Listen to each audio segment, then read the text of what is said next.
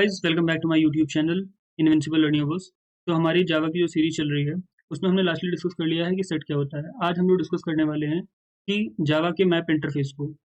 अब हम लोग बात करते हैं जावा के मैप इंटरफेस के बारे में। तो जावा का जो मैप इंटरफेस होता है उसमें वो एक कलेक्शन फ्रेमवर्क का पार्ट है जो कि की वैल्यू पेयर में चीज़ों को स्टोर करता है और हर एक की यूनिक होती है पर उसकी जो वैल्यूज़ हैं वो डुप्लीकेट हो सकते हैं।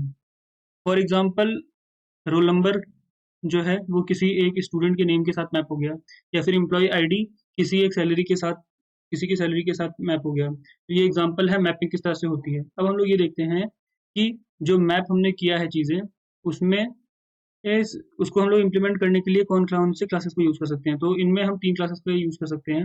सबसे पहले हमारा हैज़ मैप, उसके बाद है ट्री मैप, फिर है लिंक्ड हैज़ मैप।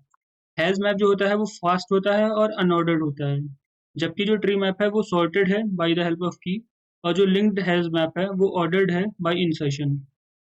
अब हम लोग डिस्कस करते हैं सबसे पहले टॉपिक को, हैज़ मैप को।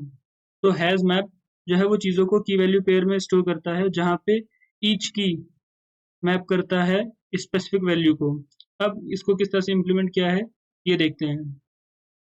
तो यहाँ पे जैसे कि तुम देख पा रहे हो कि अमित के साथ 90 को हमने कर दिया, रिया के साथ 95 कर दिया और अमित के साथ 85 कर दिया।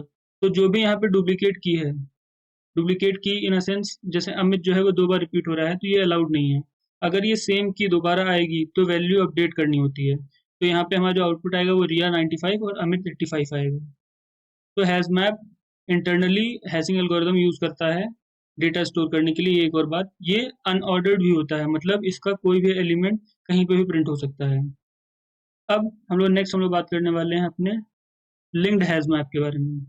लिंक्ड हैज़ मैप भी हैज़ मैप जैसा ही है, पर एक डिफरेंस है यहाँ पे, ये इंसर्शन सॉर्ट मेंटेन करता है। मतलब कि जो फर्स्ट आया वो सिर्फ पहले ही क्या कहते हैं आउटपुट में आएगा। जैसे कि जो हमारा हैज़ मैप में 101 है उसके साथ एप्पल आया, फिर 102 के साथ मैंगो आया, फिर 103 के साथ बनाना आया। तो ये एक साथ इसी तरह से आउटपुट भी जो इसका आएगा वो भी इसी तरह से आएगा।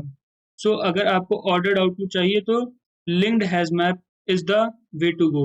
अब हम लोग अपने लास्ट जो इसकी क्लास है उसको देखते हैं, जो कि है मैप ट्री मैप का कलेक्शन। ट्री मैप जो है वो ऑटोमेटिकली जो एलिमेंट्स होते हैं उनको सॉर्ट कर लेता है based on their natural order. अब जैसे मैंने पहले 3 डाल दिया, फिर 1 डाल दिया, फिर 2 डाल दिया, उससे इस बात को कोई फर्क नहीं पड़ता, वो हमेशा असेंडिंग ऑर्डर में आएगा। 1 2 3 फॉर्मेट में ही उसका आउटपुट आएगा, 1 for Apple, 2 for mango, 3 for बनाना। इसमें कीज असेंडिंग ऑर्डर में अरेंज होती है। नोट की बात, मतलब कि एक इंपॉर्टेंट वर्ड जो कि तुम नोट करना चाहिए, जो ट्री मैप होता है वो नेविगेबल मैप इंप्लीमेंट करता है और सॉर्टिंग मेंटेन करता है, करने की वजह से थोड़ा स्लो होता है हैज़ मैप से। अब हम लोग एक कंपैरिजन करते हैं कि हमें क्या यूज करना चाहिए और कब यूज करना चाहिए। जब तुम्हारा फीचर ऑर्डर के ऊपर ज्यादा फोकस्ड हो तो फिर जो हैज़ मैप है उसके पास कोई ऑर्डर नहीं होता है। जो लिंक्ड लिस्ट हैज़ मैप है वो इंसर्शन सॉर्ट को यूज करता है, इंसर्शन ऑर्डर को यूज करता है, तो जो पहले आएगा उसी तरह रहेगा। अगर तुम्हें बिल्कुल सॉर्टेड चाहिए तो तुम्हें इसके लिए ट्री मैप को यूज करना चाहिए। बात रही अगर स्पीड की, तो सबसे तेज हमारा हैज़ मैप है, उसके बाद फिर हैज़ मैप से थोड़ा सा स्लो तुम्हारा लिंक हैज़ मैप है, और सबसे स्लो जो है वो है ट्री मैप। नल कीज जो हैं वो हैज़ मैप में एक अलाउड है और लिंक्ड हैज़ मैप में भी अलाउड है, लेकिन ट्री मैप में ये चीज़ अलाउड नहीं है।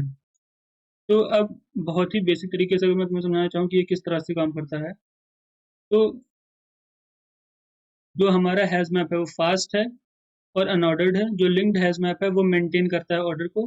जो ट्री मैप है वो सॉर्टेड है by the help of values. तो गाइज ये था complete overview of map interface और उसके तीनों useful implementations, hash map, linked list map और ट्री मैप। अगली वीडियो में हम लोग आगे की चीज़ों को देखेंगे। Thank you and bye.